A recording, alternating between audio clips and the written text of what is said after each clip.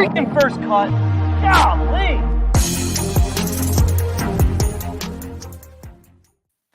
Welcome to the First Cut Podcast. I'm Rick Gehman, and this is your round 3 recap for this week's Arnold Palmer Invitational. Joining me to break it all down, Greg DuCharme is here. And Greg, my goodness, this moving day it's doing things to my heart. Oh, it has a big time feel to it, which is really cool. And this is Bay Hill being Bay Hill, right? The golf course gets more difficult as the week progresses. I think we saw that today. There's plenty of carnage, but it's allowing some opportunities. Some guys are able to get hot and string together some great shots. But you could just feel it, Rick, in the players' faces, right? There is so much stress on every single shot around here. It's been fun to watch. Stress and frustration, right? Yes. The most frustrated I've seen guys, I don't know, in recent memory. Rory took out a tee box, tee marker. Windham Clark made a couple extra divots in a fairway. I mean, these guys they're not having a ton of fun, I don't think. No, well, this is the challenge, right? You're trying to put a round together, and you can hit good shots and get penalized for it, and then you hit bad shots and you get penalized for that too. So it feels like you're just in a complete uphill climb, and at times you lose a little bit of control. You don't have the ability that you normally see on the PGA Tour, where if you hit a quality shot, it's rewarded. That is the case sometimes here, certainly not all the time. Well, we got a glimpse of how some low rounds could come together. We got some rounds with a decent number of birdies early in the day, and someone that we have talked a bit about on the Monday shows as of late is a seemingly healthy Harris English, who goes out and shoots a 4 under 68 with 2 bogeys on the card. So he did make 6 birdies to offset those and then some. He is playing well over the last couple of weeks, Greg, and this is kind of the setup that works well for him. I don't think Harris English wins a lot of 25 under par tournaments, but if it's 6, 7, 8, now we're kind of talking. Yeah, well, he has a great ability around the greens to scramble. And that can play really well. He can be extremely accurate off the tee. He hasn't been this week. This week has actually been a different story than what we're used to seeing out of Harris English. He's been great around the greens, but what he's done a lot better this week than he typically does is his iron play has been phenomenal. So those only 2 bogeys came from really some loose tee shots where he missed out to the right at 15. He missed another one at 16 and also 3-putted there, which is unlike Harris English. So his game is built for this kind of golf, as you say, and he is in a really good groove right now. Well, we got kind of the opposites from Rory McIlroy that we got from everybody else. There were a lot of rounds on Saturday where guys made some birdies early. Maybe they got through some of the difficult holes at the turn, and then they gave a few back coming in. Rory McIlroy went out in 38, 2 over par, drove the 10th hole. That is a par 4. He made birdie there, and then he went absolutely nuts, Greg.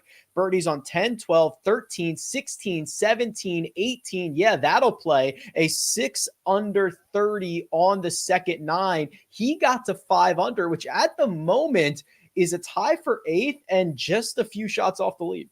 Hey, this was an incredible round. I mean, a lot of opportunities missed. It kind of felt like the lid was on again, like we saw at the Cognizant Classic and in round 1 here at Bay Hill. But all of a sudden, he makes a couple of bogeys, and he with the 3-putt at 7, misses the fairway at 8, unable to save par there, and then driving it on the green, it lit a switch, and all of a sudden, putts started to go. He tightened up the iron shots a little bit. This was really special stuff from Rory McIlroy, who continues to just pick golf courses apart with the driver. And that's a really good sign going forward for him, because his strength is strong right now. And showing a little bit of life on the greens as well has been very helpful. Yeah, this 68 was good when he posted it, and it really only got better in the afternoon, right? I mean, you can hear the ball's bouncing off of these greens. The other thing that I found so interesting is even shots with driver, they're coming in fast. They're coming in from a high apex. They are hitting these bunkers, Greg, and stopping. Like drivers are sometimes sitting in their own pitch mark and barely getting out. Like these bunkers are so, what is it? They're so soft. They're so fine. Yes. Why are they sticking like that? Yeah, it's really thick and very fluffy sand. You know, I mean, imagine hitting a ball on the beach. It's not going to move when it lands. And it's not quite like that here at Bay Hill, but that sand is thick and fluffy for sure.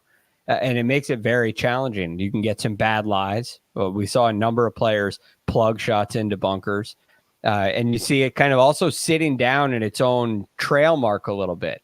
So, I mean, looking through these rounds today and watching the coverage, there were a lot of shots that were terrible shots out of fairway bunkers. They look like it, and that's because of the lie. So, again, normally on a golf course with really thick rough, you'd prefer to hit it into a fairway bunker. But it's not the case here at Bay Hill.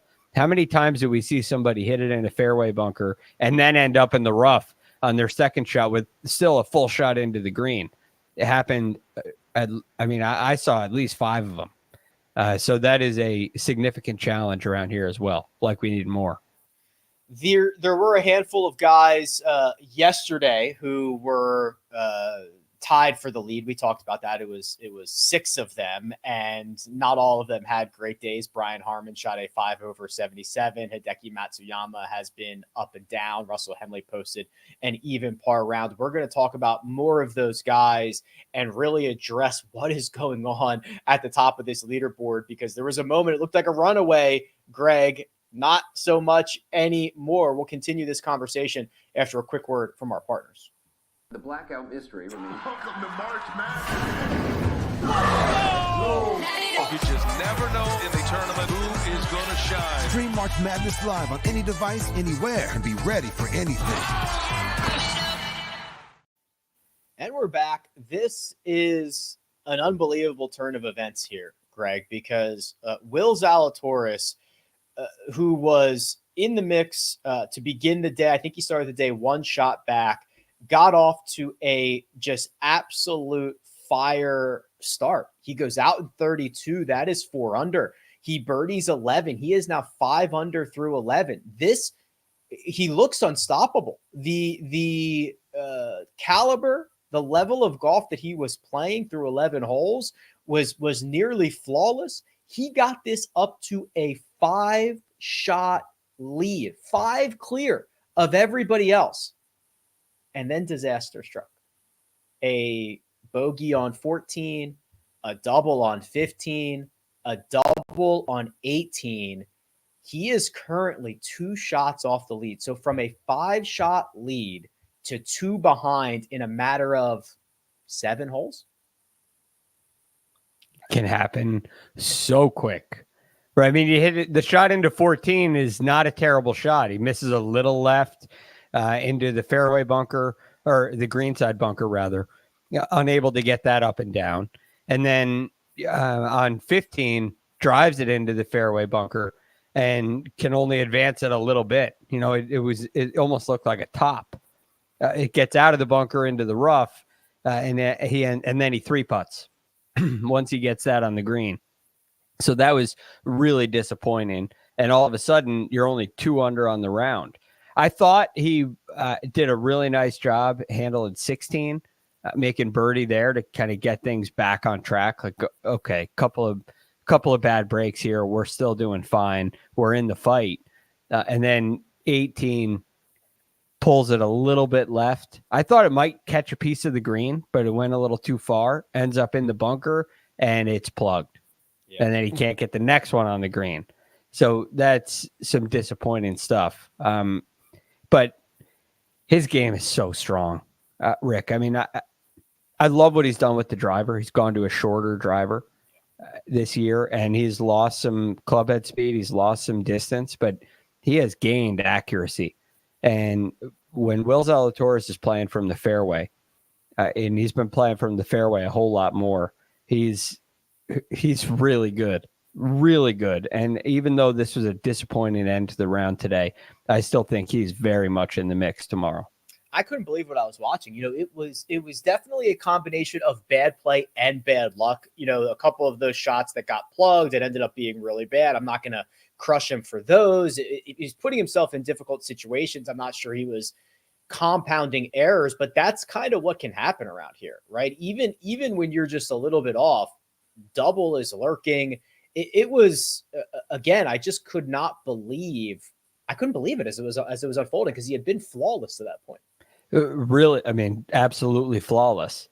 But he does play this style where he's talked about this here at Bay Hill. He's aiming for the middle of the green, and sometimes you push it or pull it, it ends up right at it, ends up close. Sometimes you end up wide side and you're fine, but he's really trying to avoid the short side miss. And I think he's done a nice job of that, but it can put a little bit of pressure on the putter. Things get a little more wayward, or you get in some of these difficult situations from missed fairways. And all of a sudden those short putts take a lot more pressure. Like you saw on 18, the miss on 18, that's very makeable for bogey. The one on 15 as well, that's a really disappointing 3-putt. It's fooling a lot of players. Like, there's a lot of buts in these, but ultimately those are they're errors. Forced or unforced is debatable. Because they are tough situations, but in order to win this golf tournament, you got to avoid those mistakes. While Will Zalatoris was falling down the board, there was one guy who was applying the most pressure. That was Windham Clark, because as Will was trending downwards, Windham was trending upwards. He made birdie on 10, 11, eagle on 12. That's a 3-hole stretch that he played at 4 under par, but Windham was not without error, forced or otherwise. A double to start his day on 1, a double on 9 at the turn, a bogey on 18. I mean, roller coaster day for Windham Clark. He's still going to be one shot off the lead, but we got a little bit of everything out of our U.S. Open champ. Yeah, we really did. So there's a couple things here that I really like about Windham on a setup like this. It reminds you of a U.S. Open, and he is a U.S. Open champion. I remember watching at LACC last year, and as we're coming down the stretch, Paul Azinger was very vocal about guys that win U.S. Opens hit fades, and Windham Clark's the only guy in this, in contention who's hitting fades, and he did end up winning. Well, that helps a lot here at Bay Hill as well, and he looked for the most part very much in control with those iron shots, and I think that will help him tomorrow. The one area of concern is I also think guys who play soft-handed pitch and chip shots do really well on these greens. They're difficult to create a lot of spin.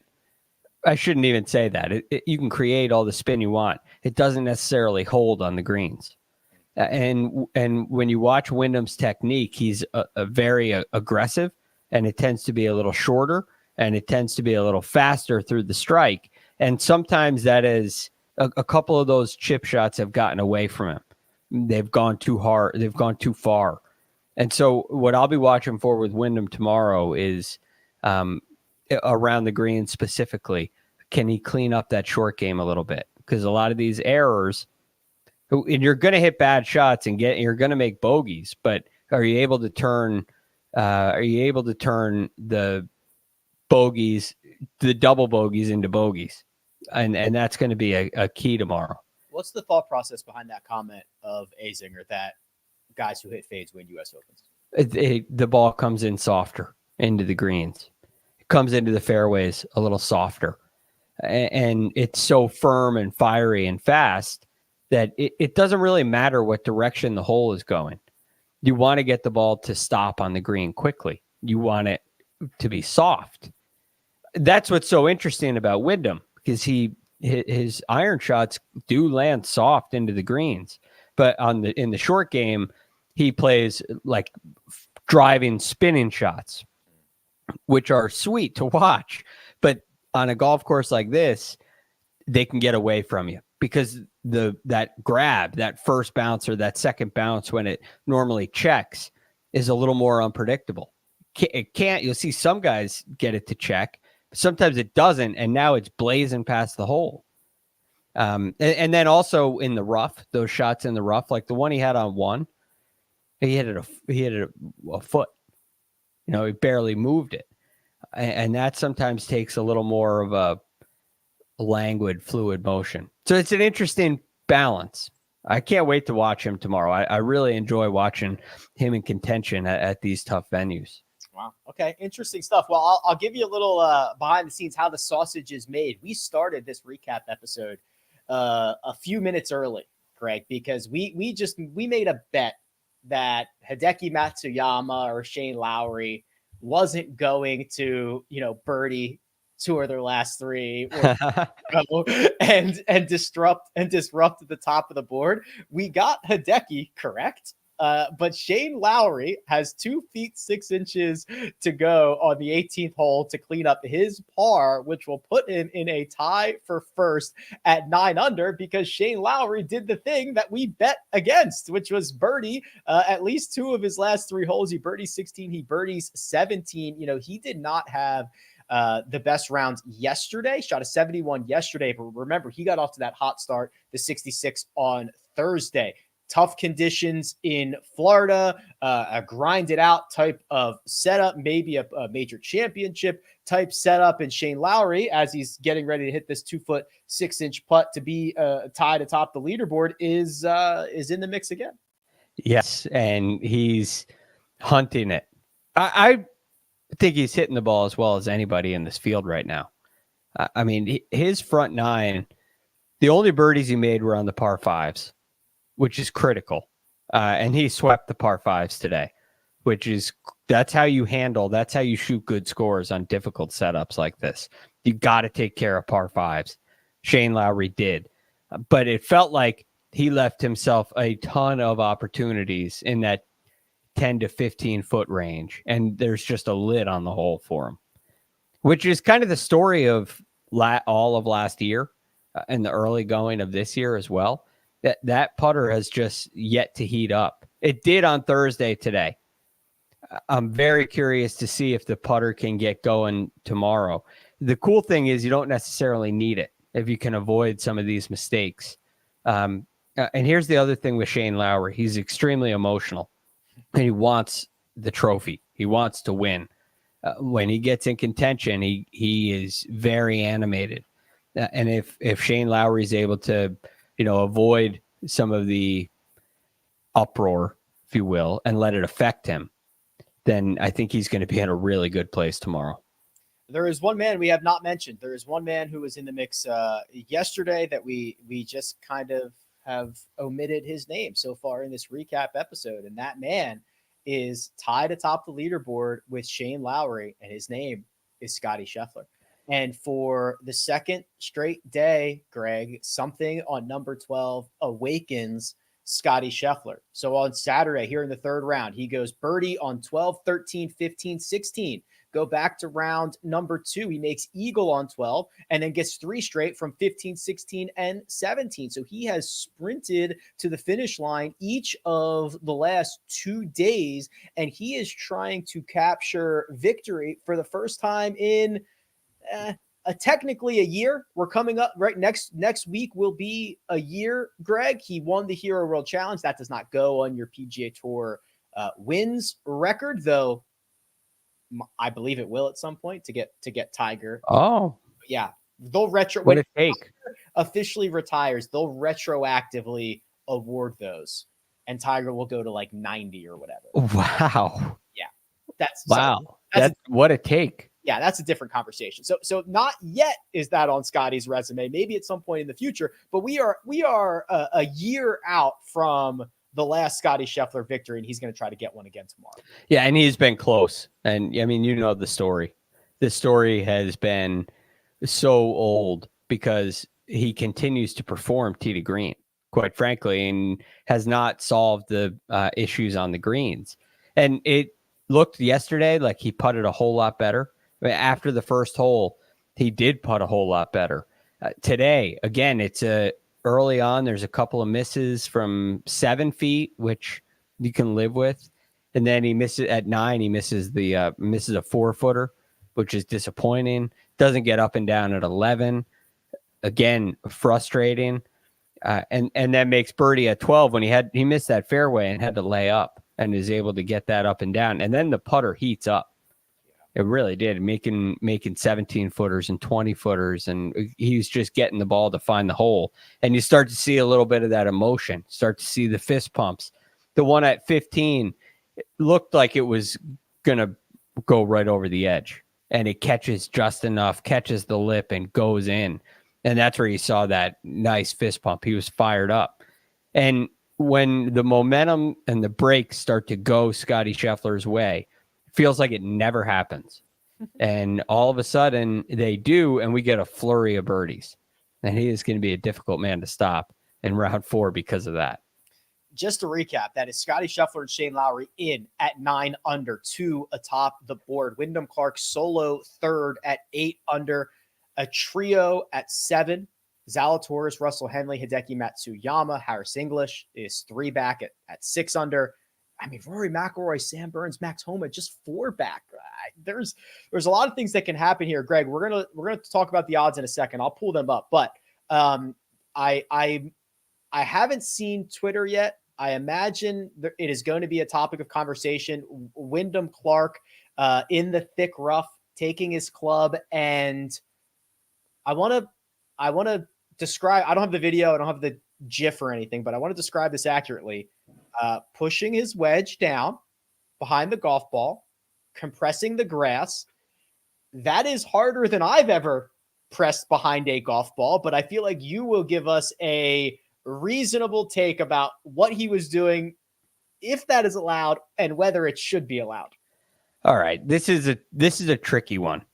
Okay. I don't like to go and call guys on rules infringements recklessly. So the camera angle is very zoomed in. It's hard to see what he's doing. I want to see this video when, from more zoomed out, see what he was doing to create that little bit of oscillation. It definitely looked like he was pressing down behind the ball. But at the same time, he's not really moving the grass. He's not really creating a better lie.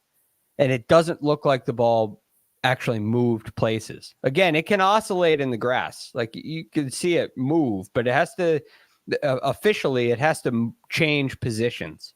So you got to see the ball, roll over a dimple. It could be which is a complicated rule. There's only like 380 of them on a golf ball, Greg. Yes. How do you find one dimple that moves?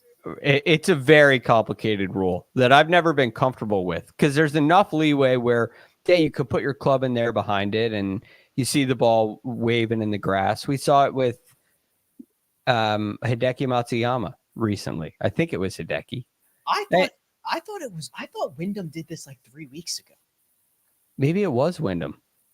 I thought when they showed that he had just done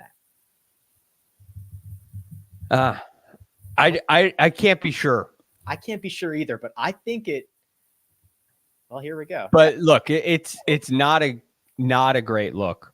I don't like it. I think it was a little too aggressive on his part. But from a technicality standpoint, I don't think that he caused the ball to move. So I don't think that there's really a penalty. I don't think he improved his lie either. Okay, so that's I'm glad you said that, because there are. I'm asking. I'm not telling. There are kind of two different things here. Your ball moves, which I agree it did not. His ball did not move. Okay, it oscillated. It maybe it went up and down. It did not move.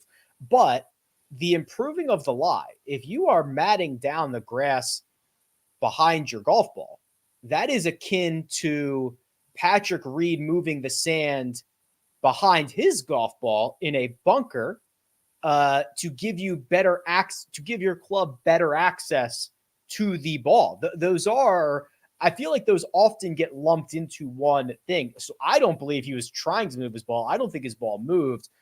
Was he trying to mat down some grass? I don't know, but they are two separate kind of conversations. They're absolutely separate. And again, I don't think that he's moving grass out of the way. Is he pressing a little bit too hard? I mean, I don't know how you even enforce that. I don't know how you even police that. I don't know either. Right. I mean, you got to be bending grass in a different direction in order to really improve your lie. Stepping with your foot right behind the ball so you get better access into the ball, like you said. And I don't think he improved his access into the ball. There's still a clump of grass behind it. The really disappointing aspect of this is that it was a layup shot. That's right. So that means I don't think he's trying to move the grass to improve his lie. I don't think he would be doing that. But at the same time, intent doesn't really matter. So all in all, it's so shaky, but I think he's in gray area, and I think he's on the okay side, barely. Barely on the okay side of the gray area, just where I love to live. Yeah, I know. It's terrible. I wish I had a stronger opinion about it. That's okay. The odds board. Here we go. No surprise. The two tied at 9 under are the ones with the shortest odds. Scotty Scheffler plus 150 to win. Lay 100. Win 150. Shane Lowry 4-1 plus 400. Then you get Windham Clark at 6.5 to 1. Then you can get some chaos and you can get some value here. Rory McIlroy 4 off the lead. He is 16 to 1. Russell Henley just 2 off the lead. He is 16 to 1. Harris English 3 off the pace. 25 to 1. And Greg, if you think there's going to be chaos, if you think 4, 5, 6 is in play, then you've got a lot of options available to you. I think the 5 unders are in play. I don't think the 4 unders are in play. Shortest odds for a 4 under is Justin Thomas. He's 66 to 1. So yeah, I'm not sure Vegas thinks that they're in play either. Yeah, I don't think so. It's a stretch for the 5s to me. Even Harris English at 6 is a stretch to go win this golf tournament. Hold on now. As a pre-tournament backer of Harris English, I would like you to show me a little more positivity heading into this Saturday night. Look, I am a pre-tournament backer in the camp that he's going to play really well, and he has, and I think he will again tomorrow. Just seems like a little bit of a stretch for him to win. Now, if Rory's at 6 under, is a little more explosive. Okay, he's going to be able to handle the rough a little better. Harris English handling this rough is a challenge for me. He's got to hit the right fairways, which he can. But it feels like for Harris English, it's got to be perfect. So that's tough. Can we be convinced that what we saw from Will Zalatoris on his final 6 holes was some bad play, some bad luck? It was the bad 6 holes, 2 shots back on a golf course that really clearly suits his game at 10 to 1, or are we just going to get Scotty buzzsawed here? I think Will Zalatoris is very live. Yes, baby. Let's do that. Look, there's a lot of ways for Scotty not to win. Go on. Okay, you know what they are. So that's a terrible number for Scotty. He doesn't make a putt. That's the way he doesn't win. He doesn't make a putt. And he's got to make some putts here because he can hit great iron shots and he will still miss greens. So this is the problem with and listen, Scotty might win, he might not. I have no idea what's going to happen. But this is the problem with, so if we were playing 1,000 holes, Scotty wins every single time. But now we're in a sprint.